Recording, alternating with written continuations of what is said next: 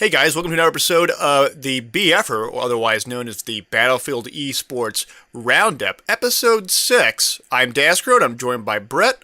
Brett, how's it going? Pretty good, man. Excited that we are finally on episode 6. Sorry, guys, for the extremely long delay. I know it's been like 3 weeks, but Dastro and myself have been extremely busy. But now we have some free time on our hands, and looking forward to resuming these episodes on a more frequent basis. Yes, it's been an exciting 3 weeks for a number of reasons. And we're actually going to talk about the first reason. About 3 weeks ago, we had the big Electronic Entertainment Expo, also known as E3. We saw the first time in seeing Battlefield 4 multiplayer. And yours truly was actually at E3 and got to play some of that multiplayer. The footage that you're seeing right now is my footage that I was allowed to take during the multiplayer, and so this is sort of what it looks like. And while we have all seen a lot of this footage, be it from the multiplayer trailer or from other people's videos, I want to talk about a little bit about how BF4 may impact competitive play for Battlefield more generally. And so Brett and I, we're going to talk about these issues and at least some of the common ones that are routinely mentioned within the Battlefield 3 esports community. So Brett, what's the first one we got? The first thing, and I think this is going to be true of just about any competitive player, they're going to be asking is, what about the suppression?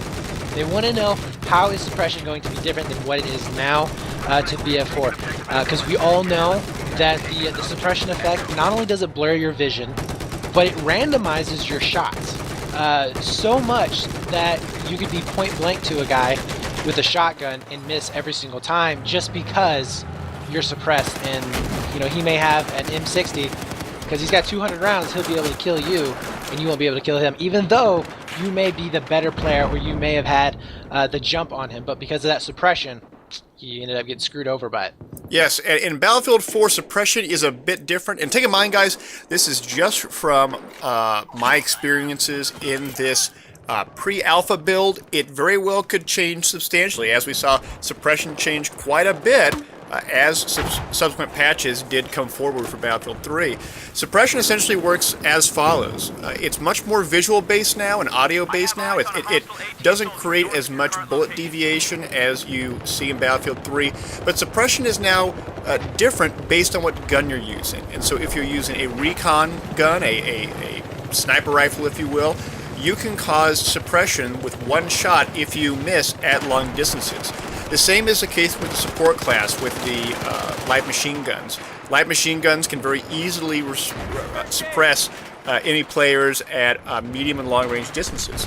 However, the assault class guns and the engineer class guns and carbines and PDWs, they really don't suppress that much. And in this respect, we now have sort of a different type of suppression system than what we saw in Battlefield 3. But take in mind, guys, it very well could change in the coming beta, perhaps, that may be up in the next few months. We'll see, but let's just stay tuned in the meantime, and we'll tell you what we find out as things occur. Moving on to the next one, let's talk about revive trains. Revive trains are something that has been an issue all the way dating back to Battlefield 2 when revives were first mentioned. Some of us remember the Bad Company 2 days where revive trains were just crazy incredible, especially with the invulnerability mechanics that were in some patches. In this, the DICE developers say that the revives are going to operate differently than in Battlefield 3. Now, we haven't seen any footage showing what this means, but it's going to be different. Brett, how do you think a different revive mechanic may do to the game? Well, I mean, depending on how they change it up, if they kind of go back towards what BC2 was like in terms of just the time, because if you do know in BC2, when you res that first guy, you could not go right to the next one and res him. It was about a second to 2 seconds wait before you can get another res off. So they may be, extending that charge time, which will greatly, increase the chances of, if you actually make a big team push, that it's going to be successful, because those guys aren't going to be able to pull out those paddles, res 2 guys real quick, and then all of a sudden you're fighting 3 to 1 instead of 1 on 1 or 1 on 2, possibly with a guy laying on the ground. So they may be tweaking the recharge times, and they might be tweaking the actual health, depending on how much you actually get rezzed by. I know that in previous games that we have seen, where if you did get rezzed, you didn't get rezzed all the way up. You were a good example would be like Planet Side. You can't get res at full health. You're only res at half health. That right there would be huge for stopping res trains, just because of the fact that the guy's not going to have that much health to live. I mean, you're going to be able to pump fewer bullets into the guy and have him go down. And I think the last thing, and this one I would, out of everything that I just mentioned, this is the one thing I want to see actually go, and that is the revive and vulnerability. I think that right there is the thing that killed. It's what's hurting the game the most. I think that if you took out the revive and vulnerability, it would make res trains a lot easier to stop, and it would be a lot harder to do that. It would actually take a lot of team coordination to do a successful res train, because not only would they have to res the guy, but they would have to either cover him while he's getting up and shoot the other guy, or the guy who is getting resed has to know exactly where to shoot right then and there before he gets popped again. I think those are going to be huge. I definitely agree with that. One of the other big changes that I noticed is the changes in the classes themselves. So for those that don't know already, here's the recap. 1. The support class no longer has a C4. That is now given to the recon class. The support class instead has some additional weapons that they can use, including an XM25, which is essentially a small, portable, semi-automatic grenade launcher. It's not a big grenade launcher like an M320 grenade launcher. It shoots little grenades, and it's more of a clearing out guys that are camping sort of weapon, as opposed to something that you could run and gun like you would, let's say, with a grenade launcher in the game Quake.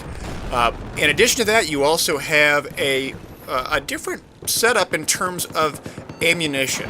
Ammunition across all the classes has been significantly reduced, and because of the perk system that we'll talk about later, no one guy can really go through battle and still have a bunch of ammunition to spare. It requires now a support guy to be in your squad, or else you run out of ammunition really quickly. And one of the things that's in that was in this closed alpha was that when you grab someone else's kit, the primary ammunition was all gone. This is secondary ammunition. Now, there are reports that are saying this is just a glitch. We'll see in the end if they leave it in or not. But it makes the support class a lot more important. And then finally, engineer class about the same, assault class about the same. Engineer or recon class also now has recon balls going back to the BC2 days, and they're super effective. You can throw them long distances, and they operate just like in BC2. You go on your mini-map, and they show all the guys that are in a given area, and it's pretty cool.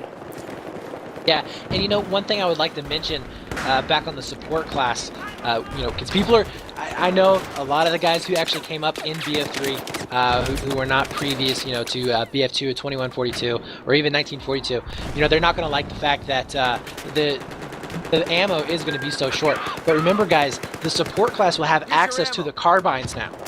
So they're not just going to be stuck with the LMGs. They're actually going to be able to use the carbines, because they will be an all-kit weapon. Am I right? That is correct. That is right. So, it's going to open up a lot of you're going to see a lot more classes being used in BF4, even in the smaller 5s and 6s. Because of this change, because they're going to be able to use weapons that are going to be more suited towards those close quarters type fights that you're going to see a lot of infantry battles coming in. You're going to see the recon being used, especially if he has access to those carbines, because those motion sensors, I mean, they're going to be huge. That is going to be a game changer. If any of you guys played BC2, you know this for a fact. The reason why recon was used so much was because he was able to be mobile, and he could get all the intel that he needed out of an area before he actually went into it. So that's going to be very, very awesome to see. And then also, some more stuff. What about audio cues? What audio cues? Well, we were going to be talking about the perk system, right? We are, but let's talk about audio cues real quick. Audio cues, for those that do know in Battlefield 3, if you throw a grenade at someone, they will then yell, "Oh no, a grenade, I gotta get out of here." And so you can use that audio cue to know if someone's there or not. That at least from what I was able to experience, doesn't exist within the closed alpha I experienced at E3. And so some people have been mentioning that for a while. That needs to be removed. It seems like it's removed, so that's pretty neat. Let's talk about the perk system real quick. Now, in Battlefield 3, you get a squad perk, and then you and your squad mates all share various perks together, and you get it off the bat. The perk system BF4 is substantially different, and it's going to change the way that you play the game, and change the way everyone else plays the game for that matter. In this respect, you choose either an offensive or a defensive class of perks. And as you progress through the game, by doing squad-related activities, you will gradually rank up the perks until you will then be able to unlock one perk. As an example, unlock speed perk or unlock ammo perk. And as you continue to give your squad orders, as you continue to give them health or ammo or take commander orders, you will be able to progress that ranking system until you can unlock all 4 perks and have all of them there. But here's the thing, guys. If you get wiped, if your squad gets wiped, you lose all the perks. You lose them all. And so there's a tremendous incentive to play a little bit more conservatively, to stay alive, to get revives, and to also assist your teammates. Because aggressive squads that end up getting wiped, they lose all their perks, and now they're at a disadvantage. And so it requires a little bit more tactical teamwork, if you will, in order to actually get the objective. And further, you can't just get a bunch of kills to unlock this stuff and to rank it up. And so if you get 10 kills, you're not going to get that much closer to the next perk. But if you give 5 revives or squad revives or give ammunition or defend an objective, then you do rank it up faster. It's much more based on those kind of attributes and not just killing dudes. Yeah, absolutely.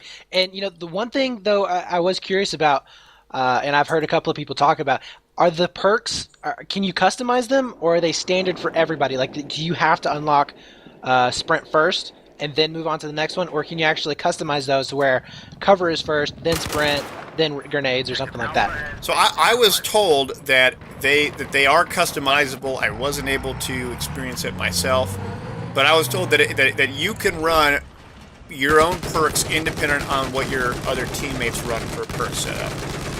The order and other things around those lines still don't know, but they said it's customizable. We'll see about that. Anyway, though, that's sort of the end for BF4 stuff. Are there any other things, you viewer, that would love to ask about BF4? Hopefully, we can answer some of these questions just from our observations, as well as talking to the DICE developers during this course of time. Feel free to shoot us questions. We'll try to answer them. Moving on, though, let's talk about another exciting piece of news that happened the last 3 weeks, and that's the LevelBF 5v5 Invitational. That's right. This was what was soaking up all of our time, guys, or at least my time. I know Dastro had the E3 event, but my time was solely spent on this event, and I gotta say, for it being our first event, and quite a big event it was. We had 32 teams, 16 from North America, 16 from Europe. These were the best active teams that we could get a hold of. Had a cash and prize pool of $3,500 plus. So, I mean, that's nothing to scoff at for BF3, especially in this life cycle, or this period of time in its life cycle. So it was a very exciting tournament. It was a one-day event. We did end up streaming it all on the next day, and be looking forward to those restreams. We'll have links in the description below. Also, you can go to my channel and Dasgro's channel. We will be posting up commentaries, post commentaries, and also free camming, mixing in with the first person point of views throughout the weeks. So definitely come check out our channels. We'll be updating you guys with those matches throughout the entire time. And I think the event went really well. What did you like about it, Dastro? Well, I have to say that I like that we didn't get DDoS attacked, and that's pretty cool. I also like the fact that we were able to actually keep a pretty good schedule of it. We didn't have, at least on the North American side, many scheduling issues. Most of the teams showed up. We had very little grievances between the teams. We had very little delays.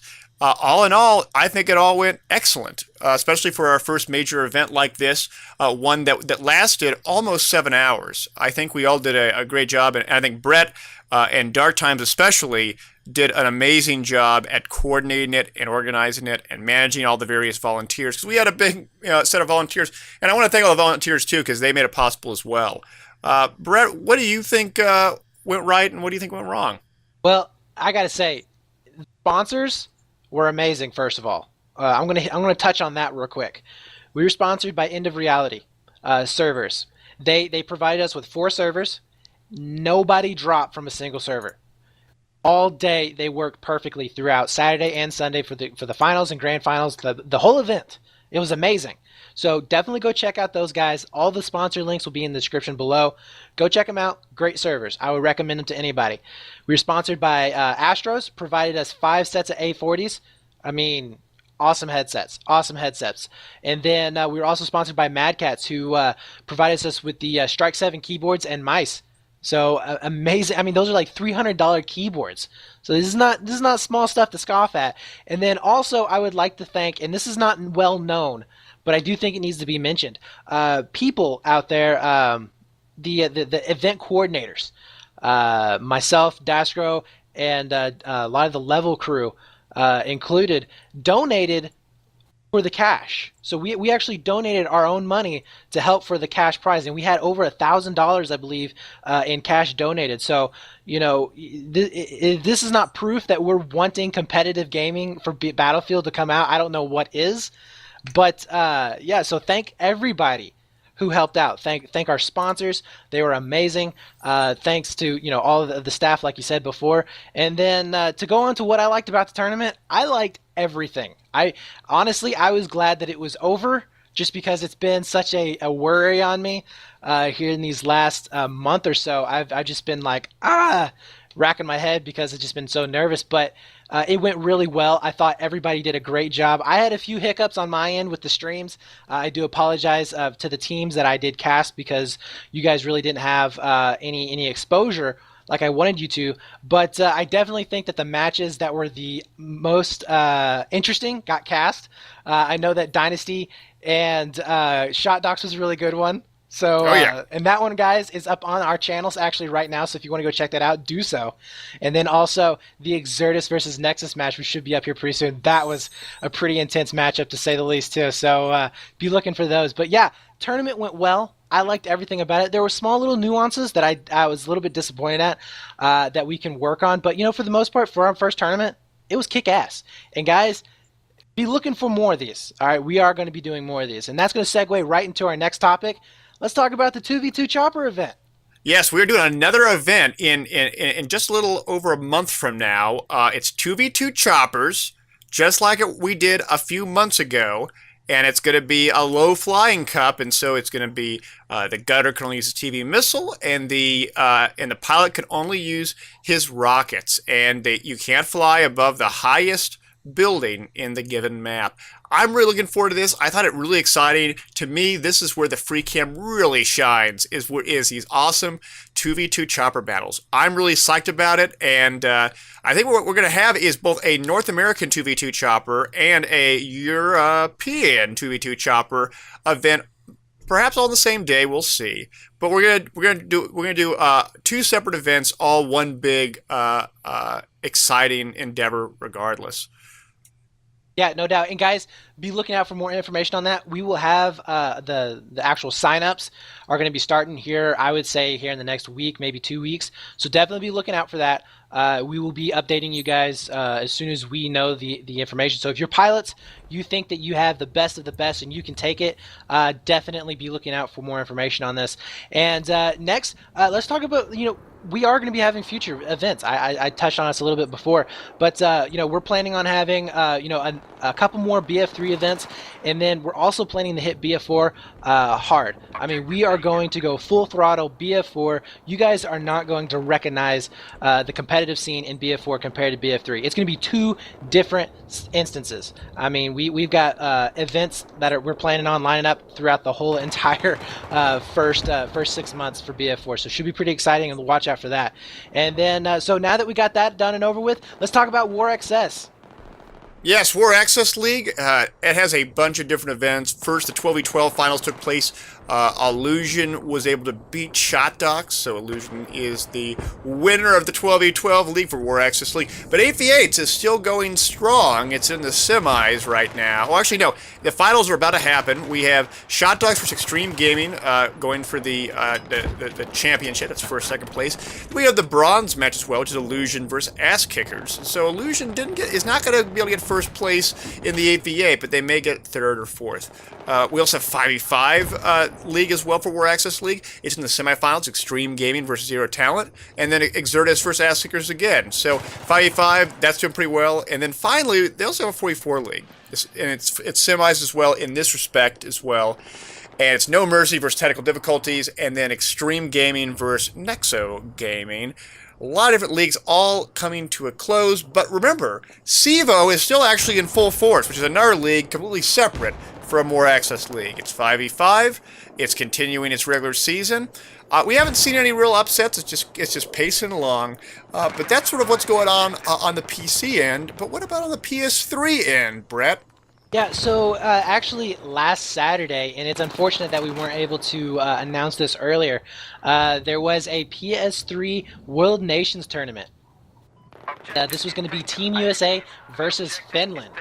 We won't spoil what the results were for that, I think, just yet, because you can actually go and check out their videos on their website, which will be posted down below. Really cool website, go check it out. I believe they're supposed to be holding at least one more season, maybe. I'm not really sure, but definitely go check them out. They've done some really awesome stuff. Very, very professional. These guys are sticking it out like us, trying to keep a comp scene alive for BF3. And I will say this: I saw a part of the stream with USA versus Finland, and it was awesome matches. Awesome matches. I highly encourage you guys to go check that out. Yeah, it was pretty intense, and so you can check out the links below for World Nations tournament. Hopefully they'll have another tournament before Battlefield 4, we'll see. And remember, guys, if you have any esports news that we didn't mention that you think is worth mentioning, please send them to us at battlefieldreplays@gmail.com and let us know. If you have any montages that are based on competitive play, send it to us again at battlefieldreplays@gmail.com. And then if you have any full POVs, full perspectives of you and your teams playing a scrim or in a match for any of the leagues we mentioned or didn't mention, send it our way as well. Just upload it on YouTube, put it on listed. It needs to be 720p or higher. And then for the multi-POV matches, we need at least 3 perspectives from any of the players playing. Again, send it to battlefieldreplays@gmail.com. Brett, where can they find you? Yeah, you can find me on my YouTube channel at youtube.com/AaronTVH1. That's AARONTVH1. And then you can also find me on my Twitch channel. I do stream probably about, I don't know, twice a week. And then also I do show matches or tournaments on the weekends when we have them. And that's going to be twitch.tv/BrettFX. You can look that up, and I'll be, follow me, all that kind of good stuff, and it'll notify you when we go live with something awesome. And Daskro, how about you? How can they find you? YouTube.com/Daskro, Twitch TV/Daskro, Twitter Daskro. It's all Daskro. That's what it is. It's all Daskro. It is all Daskro. But guys, seriously, be sure to subscribe to Brett's channel, AaronTVH1 on YouTube.